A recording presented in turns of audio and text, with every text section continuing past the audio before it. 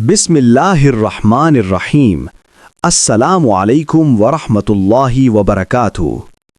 آج ہم آپ کو سنانے جا رہے ہیں قرآن مجید کی وہ واحد کہانی جو ایک ہی صورت میں شروع سے آخر تک بیان کی گئی۔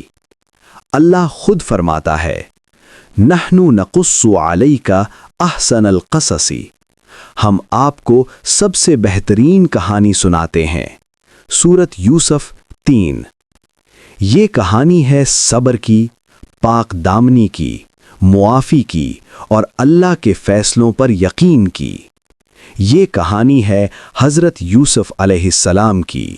حضرت یوسف علیہ السلام حضرت یعقوب علیہ السلام کے بیٹے تھے، اور حضرت یعقوب علیہ السلام حضرت اسحاق علیہ السلام کے بیٹے، اور حضرت اسحاق علیہ السلام حضرت ابراہیم علیہ السلام کے۔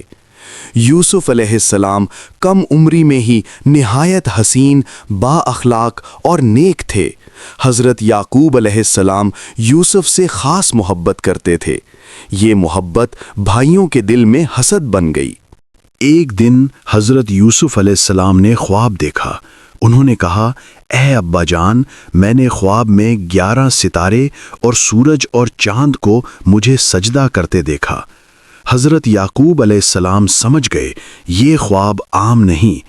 انہوں نے فرمایا، بیٹے، یہ خواب اپنے بھائیوں کو نہ بتانا، کہیں وہ تمہارے خلاف چال نہ چلیں۔ بھائیوں نے کہا، یوسف اور اس کا بھائی ابا کو ہم سے زیادہ پیارے ہیں۔ انہوں نے فیصلہ کیا کہ یوسف کو راستے سے ہٹانا ہوگا۔ آخر کار طے ہوا، قتل نہیں کریں گے، کونے میں ڈال دیں گے۔ بھائیوں نے باپ سے اجازت لی کہ یوسف کو سیر کے لیے لے جائیں۔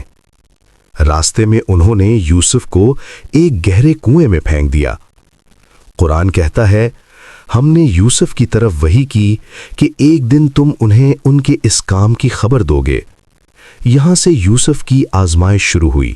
بھائی جھوٹی قمیض جھوٹے خون کے ساتھ لائے، کہا بھیڑیا یوسف کو کھا گیا۔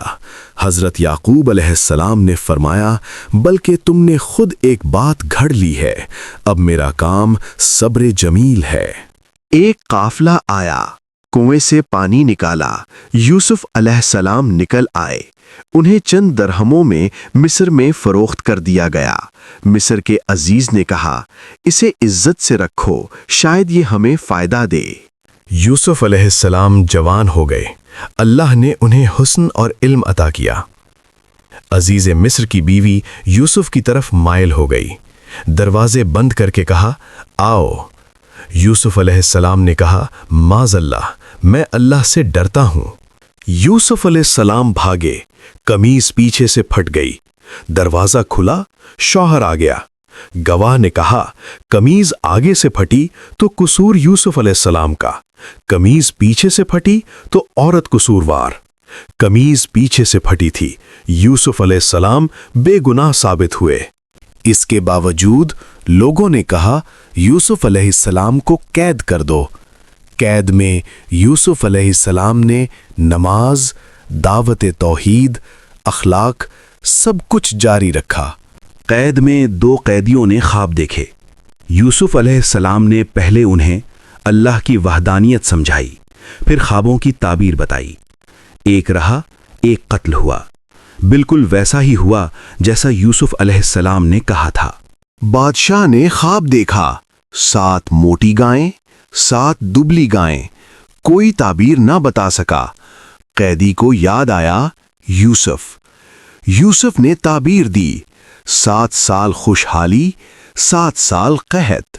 یوسف علیہ السلام نے کہا، پہلے میری بے گناہی ثابت کرو۔ عورتوں نے اعتراف کیا، ہم نے کوئی برائی نہیں دیکھی۔ بادشاہ نے یوسف علیہ السلام کو ملک کے خزانے کا نگران بنایا۔ یوسف علیہ السلام نے عدل اور حکمت سے ملک سنبھالا۔ قحط آیا، بھائی مصر آئے، یوسف علیہ السلام نے پہچان لیا، انہوں نے نہیں۔ آخرکار یوسف نے کہا، آج تم پر کوئی گرفت نہیں، اللہ تمہیں معاف کرے۔ والدین تخت پر بیٹھے، سب نے سجدہ یعنی تعظیمی کیا، یوں خواب پورا ہوا۔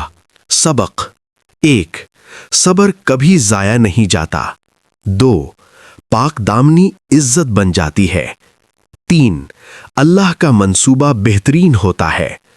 4. माफी सबसे बड़ी ताकत है. 5. अंजाम हमेशा ईमान वालों का होता है. हज़रत यूसुफ अलैहिस्सलाम कुरान की रोशनी में बिल्कुल सच्ची और मुकम्मल कहानी.